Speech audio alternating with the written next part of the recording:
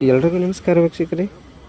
ನಿಮ್ಮ ಹೀರೆಕಾಯಿ ಕೃಷಿಯಲ್ಲಿ ಈ ಹಳದಿ ರೋಗ ಬಂದಿದೆಯಾ? ಹಾಗಾದರೆ ಅದಕ್ಕೆ ಕೆಲವೊಂದು ರೋಗಗಳು ಮತ್ತು ಕೊರತೆಗಳಿಗೆ ಕಾರಣವಾಗಿರುತ್ತೆ. ಪೋಷಕಾಂಶಗಳ ಕೊರತೆ, ನೈಟ್ರೋಜನ್ ಅಥವಾ ಕಬ್ಬಿಣದ ಕೊರತೆ ಇದ್ದರೆ ಎಲೆಗಳು ಹಳದಿ ಬಣ್ಣಕ್ಕೆ ತಿರುಗಿಕೊಳ್ಳುತ್ತವೆ. ಎರಡನೆಯದು ಹುಳಿ ಅಥವಾ ಹುದುಗಿದ ಹುಳ ರೋಗ.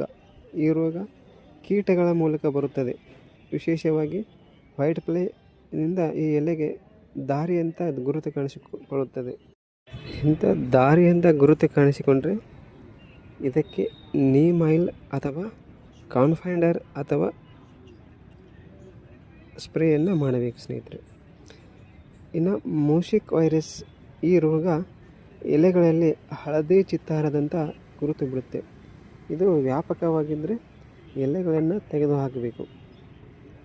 ಇದಕ್ಕಾಗಿಯೇ ನಾವು ಸಮಯಕ್ಕೆ ಸರಿಯಾಗಿ ಪೋಷಕಾಂಶ, ಜೈವಿಕ ಹಾಗೂ ಕೀಟನಾಶಕಗಳನ್ನು ಸಿಂಪಡಣೆ ಮಾಡಿ ನಮ್ಮ ಬೆಳೆಯನ್ನು ಉಳಿಸಿಕೊಳ್ಳುವುದು ಬಹಳ ಮುಖ್ಯ ಆಗುತ್ತೆ. ಸ್ನೇಹಿತರೆ, ಈ ಮಾಹಿತಿ ನಿಮಗೆ ಸರಿ ಅನಿಸಿದಲ್ಲಿ ನಮಗೆ ಕಮೆಂಟ್ ಮೂಲಕ ತಿಳಿಸಿ ಮತ್ತು ನಮ್ಮ ಅಗ್ರಿ ಸ್ಟಾರ್ಟಪ್ ಯೂಟ್ಯೂಬ್ ಚಾನಲನ್ನು ಸಬ್ಸ್ಕ್ರೈಬ್ ಮಾಡಿಕೊಳ್ಳಿ. ಇದೇ ಥರ ಮಾಹಿತಿಯಾಗಿ ನಮ್ಮ ಯೂಟ್ಯೂಬ್ ಚಾನಲನ್ನು ಫಾಲೋ ಮಾಡಿ ಸ್ನೇಹಿತರೆ. ಎಲ್ಲರಿಗೂ ಒಳ್ಳೆಯದಾಗಲಿ, ಎಲ್ಲರಿಗೂ ಆರೋಗ್ಯವಂತ ಜೀವನವನ್ನು ಆ ದೇವರು ಎಲ್ಲರಿಗೂ ಕೊಡಲಿ ಅಂತೇಳಿ ಇಲ್ಲಿಗೆ ಈ ವಿಡಿಯೋನ ಮುಗಿಸ್ತಾ ಇದ್ದೀನಿ. ಎಲ್ಲರಿಗೂ ನಮಸ್ಕಾರಗಳು.